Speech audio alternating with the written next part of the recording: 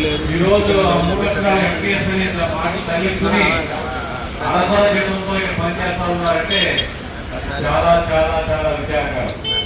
ఎందుకంటే 98లో మీరందరూ కూడా ఎగ్జామ్ రాసి డిఎస్సి రాసిన అనంతరం ఈరోజు జాబ్ కోసం వెయిట్ చేస్తున్నటువంటి తరుణంలో కట్ ఆఫ్ మార్క్స్ పెట్టి మిమ్మల్ని కూడా ఇంటర్వ్యూలోకి పిలిచారు.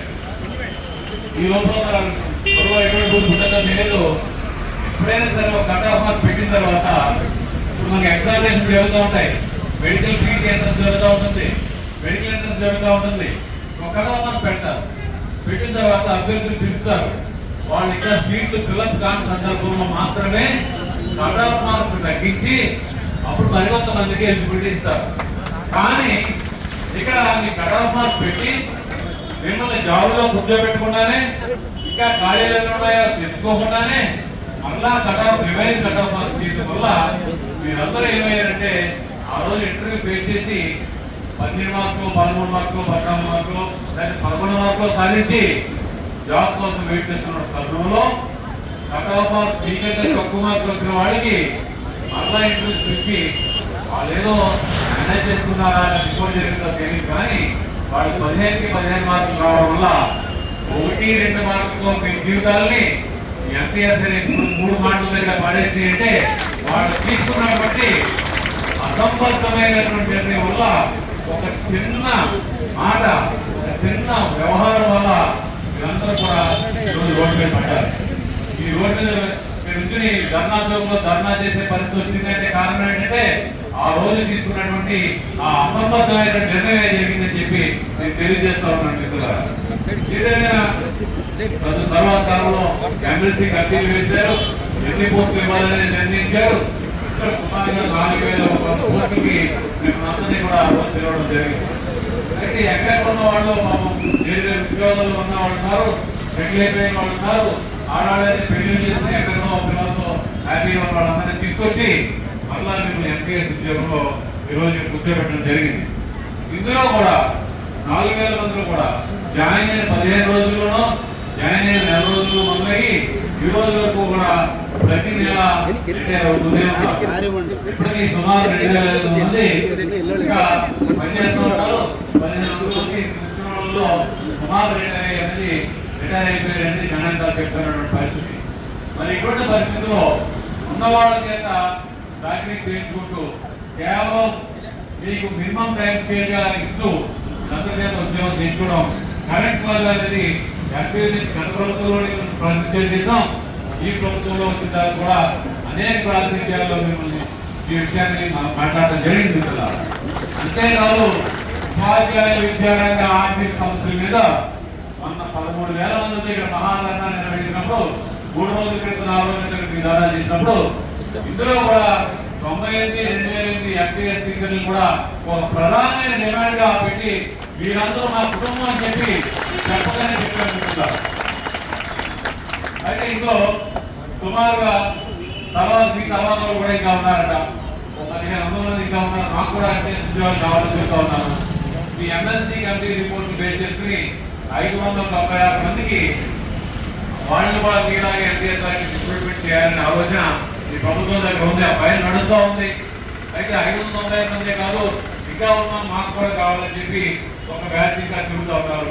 ఇటువంటి పరిస్థితుల్లో కనీసం ఎంపీఎస్ నియామకం పొందిన తర్వాత ఏ రోజైనా సరే ఎట్లా తయారవుతుందంటే వ్యవహారం చాలా తెలివైనటువంటి సామాజిక వర్గం ఏదైనా ఉందంటే ఉపాధ్యాయ సామాజిక వర్గం. ఉపాధ్యాయులు సామాజిక చెప్తా ఉన్నాను. తెలివైన సామాజిక వర్గం ఏదైనా ఉందంటే అది ఉపాధ్యాయ సామాజిక వర్గం. ఏ వర్గాన్ని తయారు చేయాలన్నా, ఒక ఇంజనీర్ తయారు చేయాలన్నా, ఒక డాక్టర్ తయారు చేయాలన్నా మన నుంచి మనం ఇచ్చినటువంటి మేనేజ్తోనే ఈరోజు వాళ్ళందరూ తయారవుతూ ఉన్నారు. అయితే అందులో చూస్తే ఒక విషయాన్ని మీకు తెలివైన వాళ్ళు కూడా ఎంత తెలివైన వాళ్ళు ఉంటారో ఒకసారి చూడండి. ఒక ఉదాహరణ చెప్తా. ఒక ఆయన పెద్ద ఇల్లు పెట్టుకోవాలనుకున్నాడట. దాన్ని ఎంత ఖర్చు అవుతుందని ఒక ఆస్ట్రేలియన్ ఇంజనీర్ని అడిగాడు. అడిగితే ఆయన ఎస్టిమేట్ చేసి 9 లక్షలు ఖర్చు అవుతుందని చెప్పాడు. 9 లక్షలు ఖర్చు అవుతుంది. ఎలా అవుతుందంటే 3 లక్షలేమో మెటీరియల్ అవుతుంది, 3 లక్షలేమో కన్స్ట్రక్షన్ ఛార్జెస్ వర్కర్స్ అవుతుంది, నేనంతా డిజైన్ చేసినందుకు నాకు 3 లక్షలు, 3 కలిసి 9 లక్షలు చెప్పాడు. సరే అని చెప్పి ఇంకొక న్యూజిలాండ్ ఇంజనీర్ దగ్గరికి వెళ్ళారు. వాడు ఎస్టిమేట్ చేసి 12 లక్షలు అవుతుంది అన్నాడు. 4 లక్షలేమో మెటీరియల్కి, 4 లక్షలేమో కన్స్ట్రక్షన్ వర్కర్కి, 4 లక్షలేమో వీడు పనిచేస్తున్నాడు. సరే అని చెప్పి మన ఇండియన్ ఇంజనీర్ దగ్గరికి వెళ్ళాడు. వెళితే వాళ్ళంతా ఎస్టిమేట్ చేసి 27 లక్షలు అవుతున్నారు. 27 లక్షలు ఎలా ఖర్చు పెడతారు ఆయన అంటే 9 లక్షలు నాకు, 9 లక్షలు మీడియేట్ చేసి తీసుకొచ్చారు కాబట్టి పని, 9 లక్షలు మీడియేట్ చేసినందుకు మీకు, ఈ 9 లక్షలతో ఆస్ట్రేలియన్ ఇంజనీరింగ్కి ఇల్లు కట్టించేస్తాను అన్నాడు. అంటే ఏమైంది కదా, వర్తి 9 లక్షలే, కానీ మధ్యలో ఎంత అర్థమైంది, 18 లక్షలు చేయడం మారిపోయింది. అంటే ఇటువంటి వ్యవస్థలో వ్యవస్థ ఈ విధంగా ఉంది. ప్రతి రూపాయికి లెక్క చెప్పుకుని ప్రతి రూపాయి 32,000 రూపాయలు మీకు పని చేసుకుంటాం. అదే మీకు రెగ్యులర్ వాళ్ళని చేసుకుంటే 50,000 నుంచి 60,000 రూపాయలు.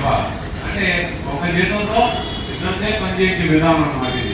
ఇది ఉదాహరణగా మీకు చెప్తున్నా ఉన్నాం. అంటే ప్రభుత్వాల యొక్క పాలసీలు కానివ్వండి, ప్రభుత్వాల యొక్క నిర్ణయాలు కానివ్వండి, ఈరోజు ఆర్థికంగా సంక్షేమ కార్యక్రమాలు పెరిగిన తర్వాత ఉద్యోగ ఉపాధ్యాయ వర్గానికి ఇచ్చే డిఏలు ఇవ్వడం లేదు. రెగ్యులర్గా ఇప్పుడు 4 డిఏ బకాయిలు ఉన్నాయి, పిఆర్సీ బకాయిలు ఉన్నాయి, పాత పిఆర్సీ బకాయిలు ఉన్నాయి, కరెంట్లు ఉన్నాయి, బాంబులు లేదనుకోకండి. ఎన్ని బకాయిలు ఎందుకు పెట్టుకొస్తామంటే సంక్షేమ కార్యక్రమాలు మెజారిటీ రోడ్ తీసుకుంటా ఉన్నాం. అది సంక్షేమ కార్యక్రమాల్లో సంక్షేమం అంటే ప్రజలకే కలిసి సంక్షేమం, ప్రజల్లో మీ అందరూ బాగా కాదా అని నేను ప్రశ్నిస్తా ఉన్నా. మీరు 15 సంవత్సరాల పాటు డిగ్రీ చదివారు కదా, 15 సంవత్సరాలు చదివిన తర్వాత ఉద్యోగం వచ్చారు, బిఎస్సీ రాశారు. రాసిన తర్వాత మీ ప్రభుత్వాలు చేసినటువంటి తప్పు వలన మీరు ఈరోజు మినిమం సైన్స్ స్కేల్లో కూర్చున్నారు. కానీ అదే నిర్ణయం సరిగా ఉంటుంటే మాతో పాటు రెగ్యులర్ టీచర్గా మీరు పనిచేస్తూ మీ డిఏల కోసం మీ పిఆర్సీ కోసం కొట్లాడే వాళ్ళందరూ కూడా ఈరోజు మినిమం సైన్స్ స్కేల్ నుంచి మన రచించిన మహాప్రభుత్వం కొట్లాడే పరిస్థితి ఉన్నారంటే ఇదంతా కూడా ప్రభుత్వాలు చేసినటువంటి నిర్ణయాలు తప్ప మనం చేస్తున్నటువంటి పొరపాటు కాదు కదా అని చెప్పి నేను ప్రశ్నిస్తా ఉన్నాను. అంతేకాదు జరుగుతుంది. కాబట్టి ఇవన్నీ విధానాలు మారాలి. కనీసం ఈ ఎంపీఎస్ ఉపాధ్యాయులు మీ కోరికే రెగ్యులర్ చేయడం అనేది అందులో వెనక్కి అడుగేసేది లేదు. అంటే ప్రయాణం మొదలు పెట్టడం అంటే 10 కిలోమీటర్లు ప్రయాణం ఒకేసారి నడవలేము. ఒక 2 కిలోమీటర్లు నడిచిన తర్వాత తాగుతాం, మంచినీళ్ళు తాగుతాం, ఒక 4 కిలోమీటర్లు నడిచిన తర్వాత మ్యాచ్ ఇద్దాం, ఒక 4 కిలోమీటర్లు నడిచిన తర్వాత కనీసం ఏదో తీసుకుని అత్యంతంగా మనం రీచ్ అవుతూ ఉంటాం. అయితే ఈ ప్రయాణంలో మంచి చిన్న మజిలీలాగే మీరు ఎంపీఎస్గా ఉన్నప్పటికీ కూడా మీరు అడుగుతుందండి రెగ్యులర్ అనేది మన అల్టిమేట్ గోల్. రెగ్యులర్ సాధించుకోవడానికి కొంత సమయం పడవచ్చు, పోరాటానికి సమయం పడవచ్చు, ప్రభుత్వాలు నిర్ణయాలు తీసుకోవడానికి సమయం పడవచ్చు. అయితే రీచ్ అయ్యే లోపల మనకి మనకు కావాల్సిన చాలా మంది రిటైర్ అయిపోతా ఉన్నారు.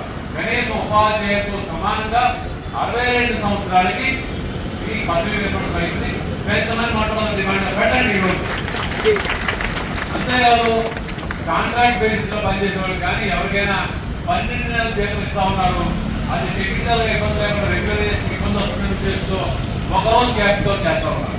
మరి మీకు వచ్చేటప్పుడు ఏమవుతుంది, ఒక నెల రోజులు గ్యాప్ పెడతా ఉన్నారు. ఈ నెల రోజులు గ్యాప్ ఎందుకంటే అది ఇది కూడా ఒక ఉదాహరణ చెప్తా. ఎవరో పిల్లడు సిమ్ కార్డ్ మింగేయాడంట. సిమ్ కార్డ్ మింగేస్తే గమ్మ వచ్చి మా పిల్లాడు సిమ్ కార్డ్ మింగేయాడని చెప్పి ఎవరి దగ్గర వెళ్ళాడు, ఆ సిమ్ కార్డ్ ఇష్యూ చేసి కంపెనీ దగ్గర పిల్లాడు మింగేశాడంటే అయితే ఏమైందంటే అందులో 1500 రూపాయలు బ్యాలెన్స్ ఉందండి, అది మింగేశాడంట. సరే పర్వాలేదు ఏమవుతుంది, ఆ పిల్లడు మహారాజు కట్టవు తయారు వదలండి. అట్లాగా మీరు 11 నెలలు 12 నెలల ఉద్యోగం చేయించుకుని మధ్యలో ఉద్యోగం చేయలేదని ఉద్యోగం చేసుకుని ఆ సిమ్ కార్డు మింగేసి పిల్లవాడు మాట్లాడితే డబ్బులు పోతాయని అంతా వచ్చినట్టుగా ఈ 1 నెల డబ్బులు ఎవరి దగ్గర పెడతా ఉంటారో ఒక ఆలోచన చేయండి. మనం అడిగేది ఏంటంటే ఆ 1 నెల డబ్బులు నాకు ఇవ్వండి, మీ ప్రపంచానికి మీ దేశ సంక్షేమం ఉందా 1 నెల డబ్బులు ఇస్తే తలకిందులు వెళ్ళిపోతే ఆర్థిక వ్యవస్థ. కనీసం 12 నెలలు ఆ మే నెలలోనే జీతం తీసుకుంటే ఆ ఉపాధ్యాయుడు కనీసం తీసుకుని 32,000తో సురక్షంగా బతకగలుగుతాడు. లేక మే నెలలో ఏ పని వెళ్తాడు. కాబట్టి అప్పటిసరిగా రెండో డిమాండ్ గా మీరు ఉద్యోగం చేసుకునే 12 నెలల జీతం ఇవ్వాలని చెప్పేసి రెండో డిమాండ్ గా పెట్టండి. అలాగే కొత్త పిఆర్సీ వేయబోతా ఉన్నారు. ఈ లోపల మనం సాధించుకుంటే సరే రివైజ్ పిఆర్సీ వేయగానే ఎంపీఎస్ కూడా మనం రివైజ్ చేసుకోవాల్సినటువంటి బాధ్యత మన అందరి మీద ఉంటుంది. తప్పనిసరిగా కొత్త ఎంపీఎస్ దాన్ని తీసుకోవాలి. ఈరోజు మీరందరూ పనిచేస్తున్న సందర్భాల్లో అనేకమైన అనారోగ్యాలు గురవడం, అనేకమైన ప్రమాదాలు గురవడం జరుగుతూ ఉంటాయి. అటువంటి సందర్భాల్లో మీకు ఎంప్లాయీస్ హెల్త్ కార్డు లేకపోవడానికి ఇబ్బంది. మీరు ఇందులో రావడం వల్ల మీకు ఆరోగ్యం వచ్చేస్తున్నా మీకు ఎన్టీటీకి రావడం అంటే అనిపిస్తుంది. ఎన్టీటీకి రావడం మిమ్మల్ని మీరు ఏ ఉద్యోగాలు ఉంటే మీకు సంక్షేమ పథకాలు ఏదో అందుతాయి. ఇందులో రావడం వల్ల అరవై శాతం నుంచి మీకు ఏ విధంగా అవేర్నెస్ లేకుండా చేయడం వల్ల రెండింటికి అంటే వాటి సంక్షేమం పట్టదు. ఇందులో ఉన్నందుకు మీకు పెద్ద మీకు ఎంపీఎస్ అంటే ఏదో స్కూల్ ఎక్కడ ఉండేది. ఈ కూడా కాబట్టి మీకు అన్ని కూడా ఉన్నారు. ప్రొఫెసర్ అంటే అసిస్టెంట్ ప్రొఫెసర్ పెద్ద ప్రొఫెసర్ ఉన్నట్టు ఉందే ఈ పొజిషన్. అంటే దేనికి కాకుండా అయిపోయే పరిస్థితి నుంచి మనం బయటకు రావాలా, తప్పనిసరిగా పోరాటం చేయాలా. మన పోరాట బాట ఎప్పటికీ కూడా విడనాడకుండా చివరి వరకు పోరాటం చేయాలి. మన అంతిమంగా గోల్ ఏంటంటే మీ అందరి యొక్క గోల్ ఏంటంటే రెగ్యులరైజేషన్ అయితే